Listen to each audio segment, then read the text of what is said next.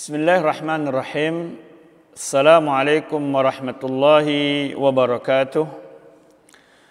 Alhamdulillahi rabbil alamin, alladzi bi ni'matihi tatimmus shalihat. Nahmaduhu wa nasta'inuhu wa nastaghfiruhu wa nastahdihi wa na'udzu billahi min syururi anfusina wa min sayyiati a'malina. May yahdihillahu fala mudilla lahu wa may yudlil falan tajida lahu waliyyan mursyida. Nashhadu an la ilaha illallah wahdahu la syarika lah wa nashhadu anna Muhammadan abduhu wa rasuluhu la nabiyya ba'dah. Rabbi shrah li sadri wa yassir li amri wa hlul 'uqdatam min lisani yafqahu qawli. Subhanaka la ilma lana illa ma 'allamtana innaka antal alimul hakim. Allahumma inna nas'aluka ilman nafi'a wa rizqan thayyiba wa 'amalan mutaqabbala wa na'udzubika min ilmin la yanfa' wa min qalbin la yakhsha wa min nafsin la tashba' wa min da'watin la yustajabu laha. Allahumma salli wa sallim wa barik ala Muhammad wa ala alihi wa sahbihi ajma'in. Sidang pendengar pemirsa channel Sentul Mengaji yang kami cintai karena Allah Subhanahu wa taala. Alhamdulillah hari ini kita telah masuk hari ke-12. Artinya 11 hari Ramadan telah berjalan melewati kita, dan dia adalah waktu yang panjang karena tidak mungkin kembali lagi, waktu yang sangat jauh karena tidak mungkin kembali lagi. Dan hari ini kita masuk di hari ke-12, dan itu juga bermakna bahwasanya sudah 12 malam berlalu kita lewati malam-malam Ramadan kita. Waktunya kita mengevaluasi diri kita, sudah berapa banyak yang kita lakukan kepada Allah Subhanahu wa taala dari ketaatan-ketaatan yang dianjurkan kepada kita. Karena muhasabah itu tujuan daripada setiap ibadah. Dan muhasabah di antara cara untuk menikmati ibadah. Karena dengan memuhasabah diri, maka ibadah-ibadah selanjutnya semakin semangat kita untuk melakukannya. Jadi kalau kita dapatkan kekurangan dalam ibadah-ibadah kita, ketaatan-ketaatan kita kepada Allah Subhanahu wa taala, dia cara yang terbaiknya adalah segera muhasabah, lihat, pantau. Mudah-mudahan yang tersisa dari yang ada ini bisa kita maksimalkan dengan lebih baik lagi. Kita perhatikan bacaan Quran kita perhatikan infak kita perhatikan lisan kita perhatikan pikiran kita.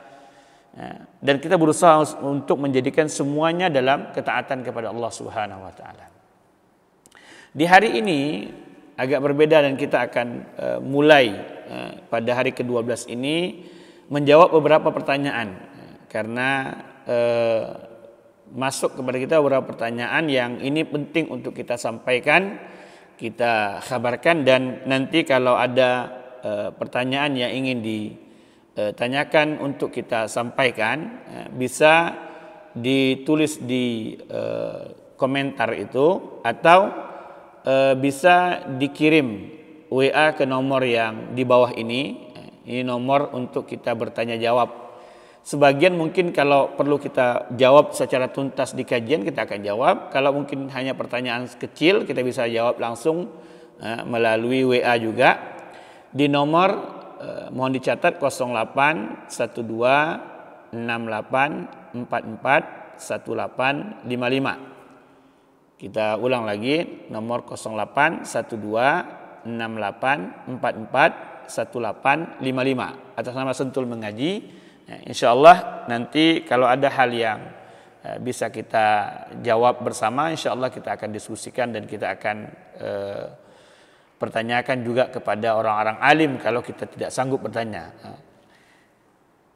Pertanyaan yang pertama yang ingin kita bagikan, ada sebuah pertanyaan yang menarik ini. Ustaz, sudah 10 hari lewat Ramadan kita lalui ini, saya bingung apa sih keutamaan Ramadan itu berbanding dengan bulan-bulan yang lain.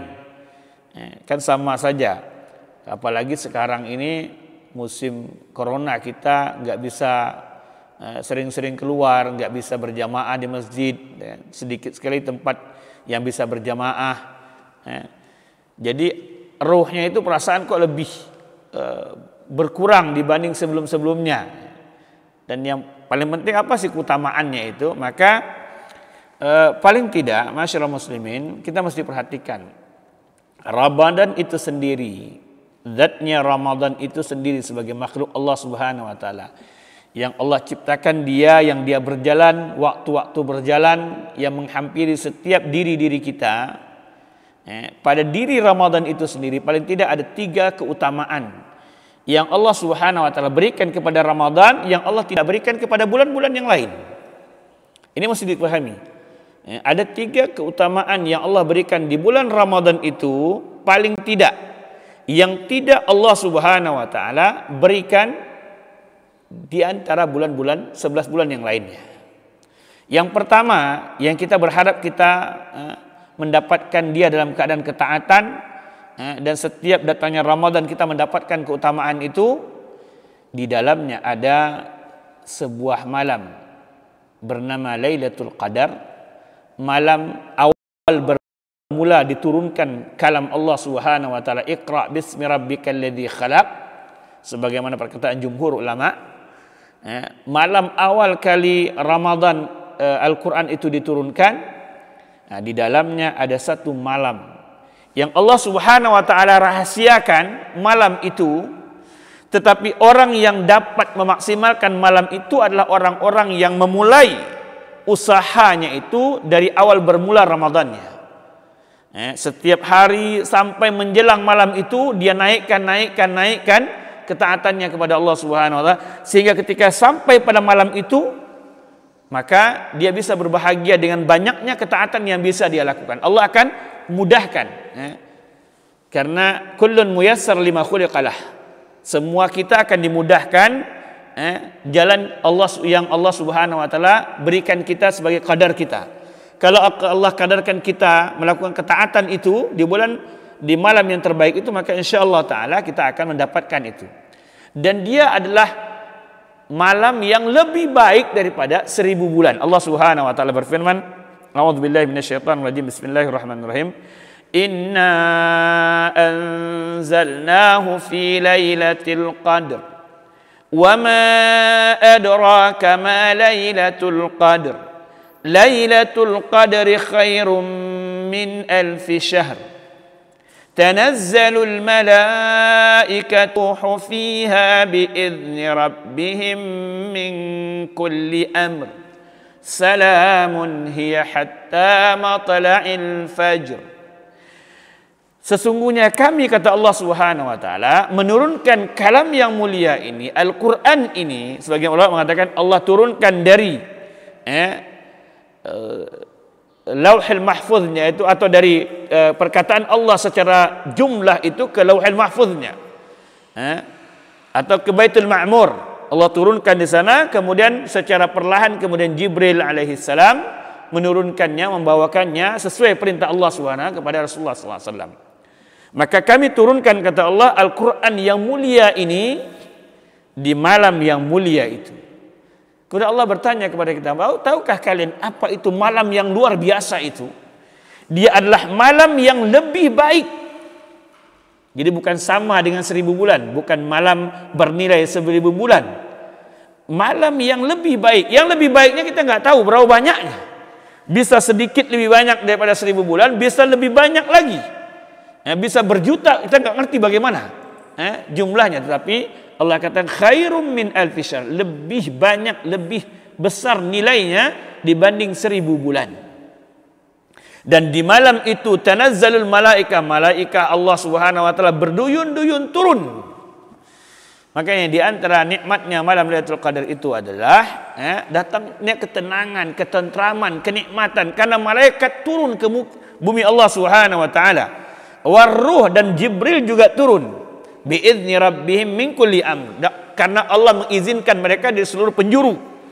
Salamun hiya hatta matla'il fajr, dan mereka itu Jibril alaihissalam dan para malaikat itu akan mengucapkan salam, mengucapkan kata-kata baik, pujian, doa kepada orang-orang yang memakmurkan malam itu sampai datangnya waktu fajar. Ini keutamaan yang pertama. Jadi keutamaan yang pertamanya, malam ini, bulan ini ada sebuah malam, ada satu malam yang lebih baik daripada 1000 bulan, Lailatul Qadar. Ini keutamaan yang tidak ada di bulan yang lain, tidak ada di malam-malam yang lain, bahkan tidak di semua malam di bulan Ramadan. Yang kedua, karena di bulan ini Allah Subhanahu wa taala menurunkan sebaik-baiknya kitab di antara kitab yang pernah Allah turunkan, Injil, Taurat, Zabur, Suhuf para Anbiya. Ini Al-Quran paling lengkap, karena Rasulullah SAW adalah Khatamul Anbiya. Rasulullah SAW penutup para Nabiyin, maka sempurna.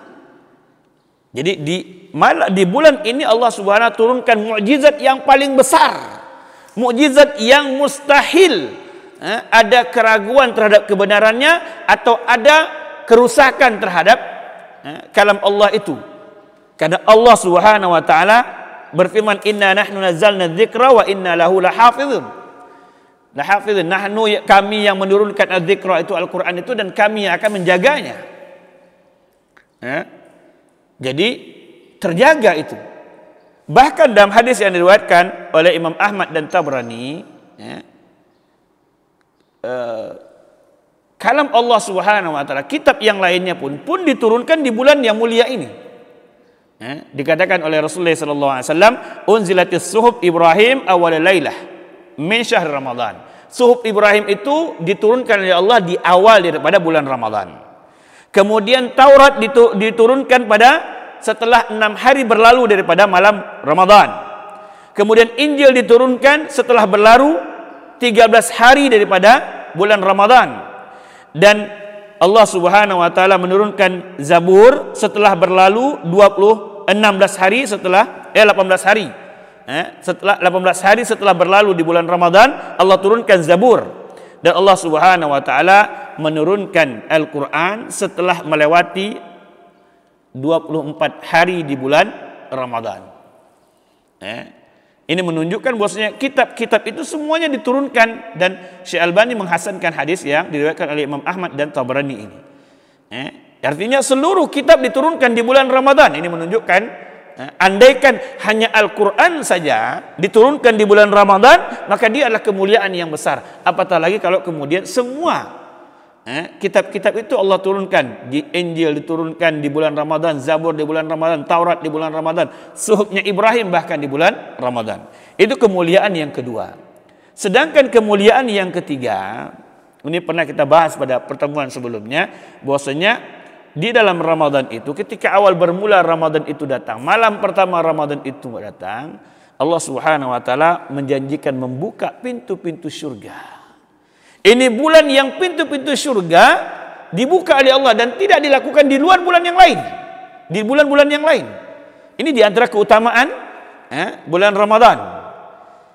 Allah Subhanahu wa taala membukakan pintu-pintu surga dan menutup pintu-pintu neraka. Bahkan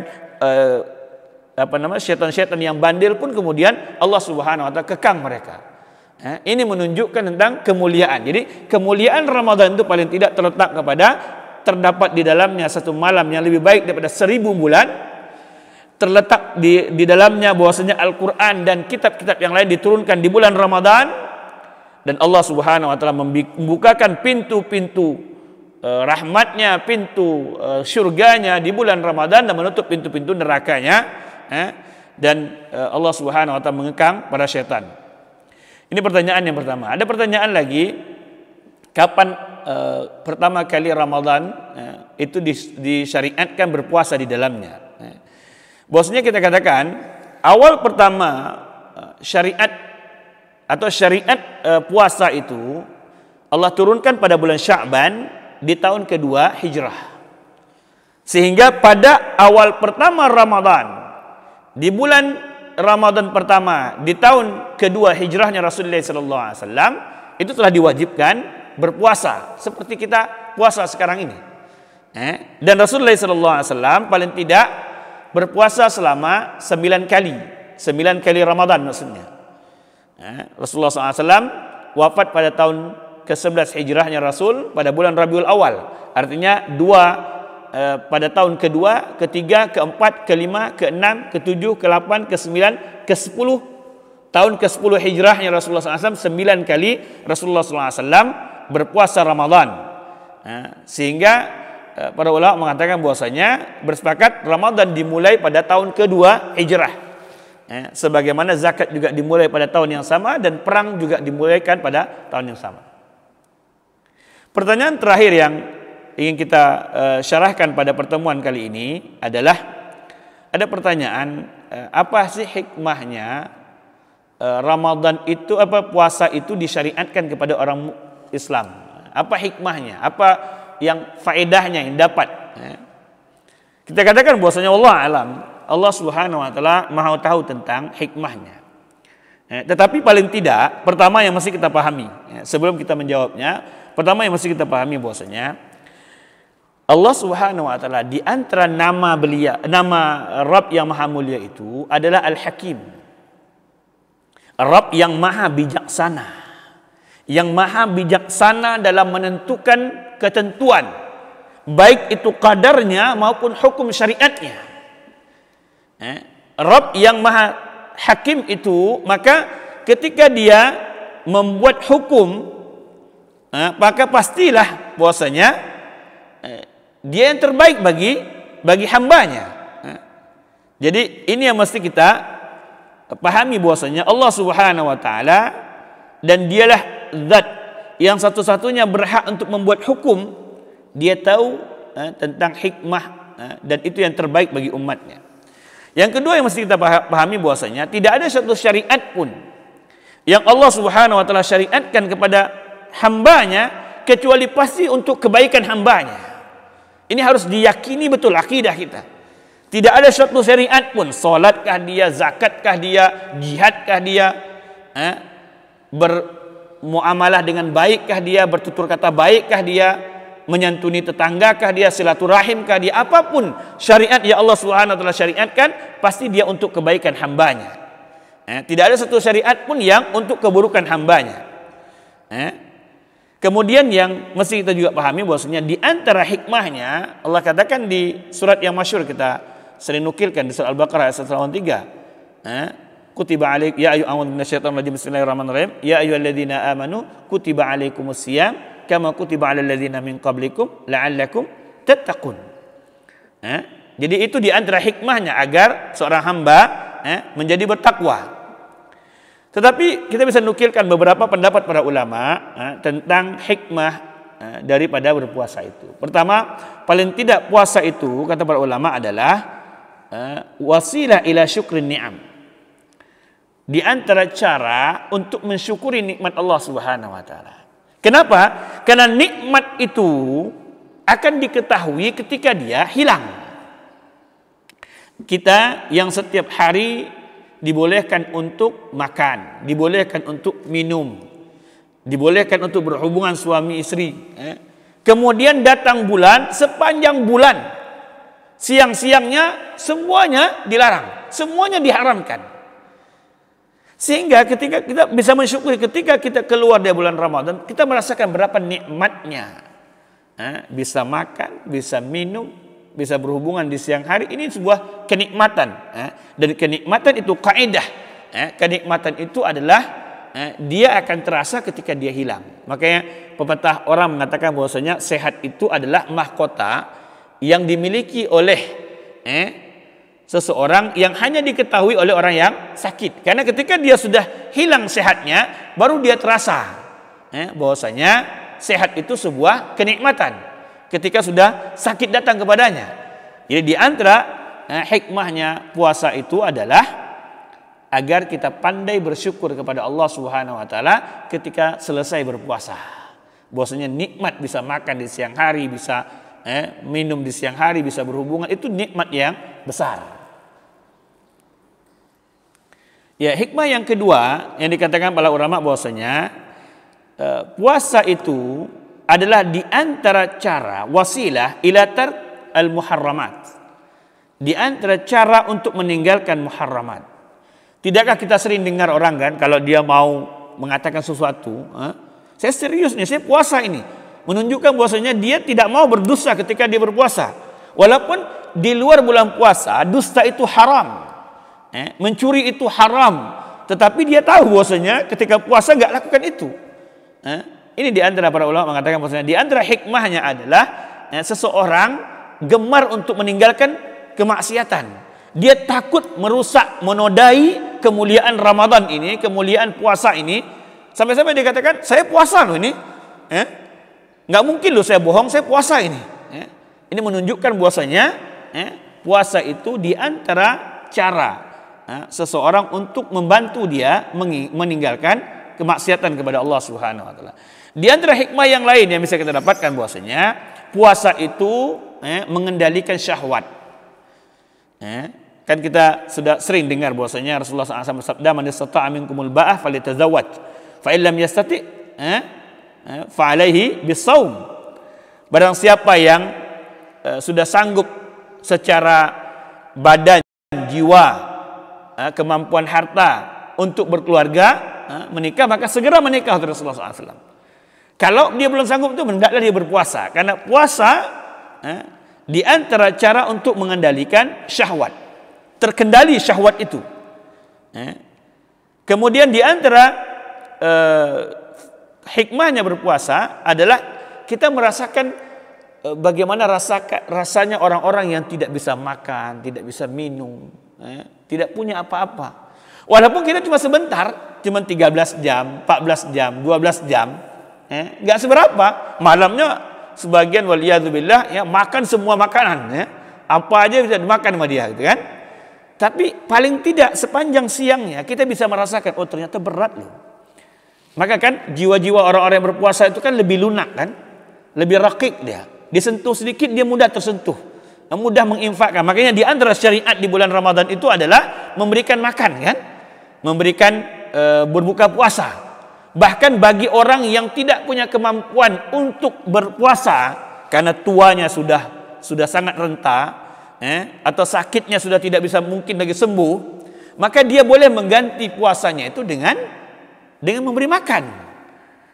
Itu menunjukkan bahwasanya puasa itu sangat dekat kepada rahmah, merahmati orang sekelilingnya, sehingga orang ada orang yang memberikan berbuka orang puasa, ada orang yang membayar fidyahnya dengan memberikan perbukaan atau memberikan harta kepada orang. Dan bahkan sebagian para ulama menganjurkan untuk membayar zakat malnya di bulan Ramadan. Bahkan di bulan Ramadan lah ada zakat fitri, zakat fitrah. Itu menunjukkan bahwasanya ada empati kepada orang-orang yang tidak berkemampuan. Di antara juga hikmah daripada berpuasa itu adalah dia itu melatih hati, melatih jiwa untuk mengetahui bahwasanya dia itu selalu di muraqabah oleh Allah Subhanahu wa taala. Kan terhadap puasa Allah katakan apa? Wasyamu li wa ana ajzi bihi. Puasa itu untukku dan aku akan bayarnya. Para ulama mengatakan bahwasanya di antara makna daripada kalimat itu, karena orang yang berpuasa itu tidak ada kesempatan dia riak. Kalau amal lain itu agak mudah dengan riak. Kalau maunya solat datang ke masjid agak kan kelihatan riaknya. Berinfak kelihatan umpamanya riak. Apalagi kalau umrah, apalagi haji, gitu kan. Apalagi kalau berperang kelihatan. Kalau puasa kan lemes aja. Bahkan kita di rumah aja orang nggak tahu. Apalagi sekarang banyak waktu di rumah, orang nggak tahu kita berpuasa. Mau kita bohong tidak, orang nggak tahu. Itu di antara bahwasanya berpuasa itu mengkhabarkan kepada nafsu, kepada diri bahwasanya Anda dipantau oleh Allah Subhanahu wa taala. Walaupun Anda tidak dilihat oleh orang, Anda tetap beribadah. Dan yang terakhir kita katakan bahwasanya ini yang sering dinukilkan oleh para atibba, para dokter, bahwasanya puasa itu mendatangkan kesehatan. Memang hadis yang bicara tentang sumu tasihu itu hadisnya tidak sahih. Hadis yang tidak benar, tidak bisa dinisbahkan kepada Rasulullah SAW. Tetapi secara makna dia benar. Dan Ibnu Qayyim dalam kitab Zadul Ma'adnya beliau mengatakan bahwasanya fi shaumi syar'i min asbabis sihah wa riyadatil badan wan nafs ma yadfa'uhu sahihul fitrah. Sesungguhnya di puasa yang Allah syariatkan itu, puasa sebulan penuh selama bulan Ramadan dari 11 bulan yang lainnya, dalam 12 bulan ada 1 bulan yang Allah khususkan berpuasa. Dalam satu bulan ada Allah khususkan 3 hari berpuasa disunnahkan, ada Senin Kamis umpamanya. Kalau Senin Kamis kita kerjakan lebih kurang kan 8 hari atau 10 hari gitu kan. Jadi ada waktu-waktu yang Allah Subhanahu wa taala berikan, itu kata Ibnu Qayyim bahwasanya dia di antara sebab mendatangkan kesehatan dan latihan bagi badan. Bukan hanya bagi jiwa, tapi dia juga bagi badan. Dan dia lebih condong kepada mendekatkan seseorang kepada fitrahnya. Ini lebih kurang beberapa pertanyaan, 3 pertanyaan yang bisa kita jawab dalam pertemuan kali ini. Mudah-mudahan bisa mencerahkan bagi teman-teman pendengar, masyarakat muslimin dan muslimat semuanya. Mudah-mudahan pertanyaan ini menjadi pertanyaan atau jawaban ini menjadi jawaban bagi kita semua insyaallah. Maka kita tutup pertemuan kita pada siang hari ini. Sebelum tutup, kita tutup dengan pantun. Hari ke-12 ini pantun kita adalah sampan bergerak pulang ke hulu, membawa tangkapan ikan tenggiri. 12 malam terbaik telah berlalu, mulianya Ramadan terus bersemi. Besarlah tenggiri daripada gulama, letihnya nelayan berbalas sudah. Ketika Ramadan menjelang purnama, sekaranglah masa kencangkan ibadah. Tutup dengan doa kepada majelis. Subhanakallah bihamdik, syadu an la ilaha illa anta astaghfiruka wa atubu ilaik. Assalamualaikum warahmatullahi wabarakatuh.